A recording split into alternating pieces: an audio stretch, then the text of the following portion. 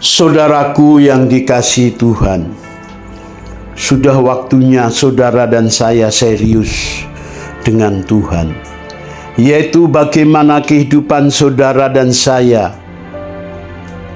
tidak lagi hidup di dalam dosa, hidup membenci dosa, tetapi mau hidup di dalam kebenaran. Roma 6 ayat 11, bahwa kita telah mati bagi dosa, bahwa dosa-dosa kita sudah dihapus Tuhan 2000 tahun lalu di atas kayu salib. Tuhan menebus dosa-dosa kita, mengampuni, mengambil dosa-dosa kita agar kita tidak lagi hidup di dalam dosa, saudara, tetapi hidup di dalam kebenaran. Sudah waktunya saudara dan saya mengambil keputusan untuk serius mengikut Tuhan, untuk serius meneladani kehidupannya, agar saudara dilayakkan menjadi anak-anak Tuhan yang sah, diakui Tuhan. Karena kita sudah memasuki zaman akhir, di mana manusia semakin hari semakin jahat.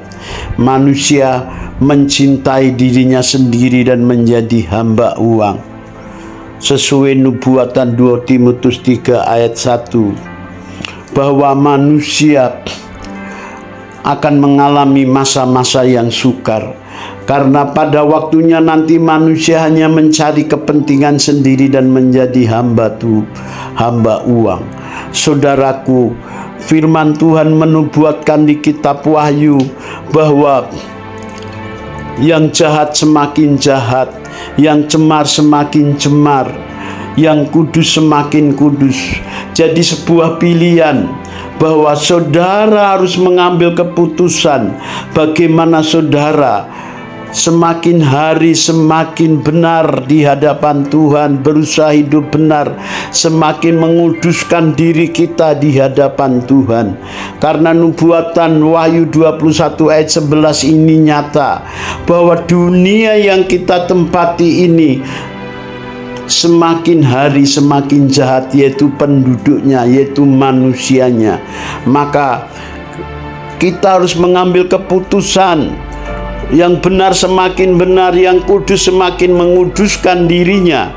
Karena kelak Tuhan datang dengan beribu-ribu malaikatnya menjemput orang kudusnya, saudara.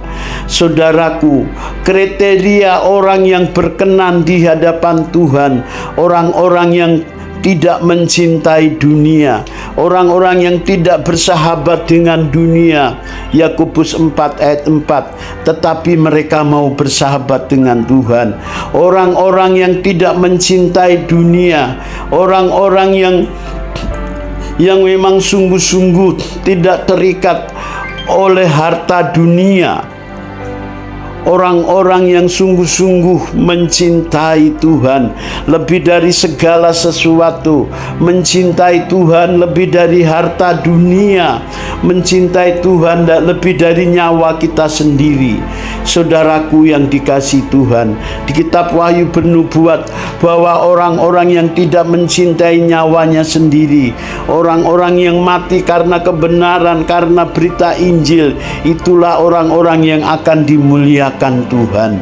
Saudaraku yang dikasihi Tuhan, bahwa nilai kita mengikut Tuhan dari abad pertama sampai sekarang tidak berubah. Kalau abad pertama banyak anak-anak Tuhan, umat Tuhan teraniaya, mereka kehilangan nyawanya, mereka disiksa, mereka disalib pada zaman Kaisar Romawi. Itu nilai ikut Tuhan. Berarti orang yang mengasihi nyawanya akan kehilangan nyawanya, tetapi orang yang kehilangan nyawanya karena Kristus, orang itu akan memperoleh kehidupan. Saudaraku yang dikasihi Tuhan, bertobat itu dalam bahasa Yunaninya metanoia, perubahan cara berpikir. Kita harus bertobat setiap hari. Kita harus mengakui masih banyak kesalahan, masih banyak bad character, masih banyak perilaku kita yang kita dapati tidak berkenan di hadapan Tuhan, maka kita harus tinggalkan. Saya sendiri sebagai hamba Tuhan mau setiap hari berdoa diam di kaki Tuhan, merenungkan firman-Nya, memiliki saat teduh dengan Tuhan rutin.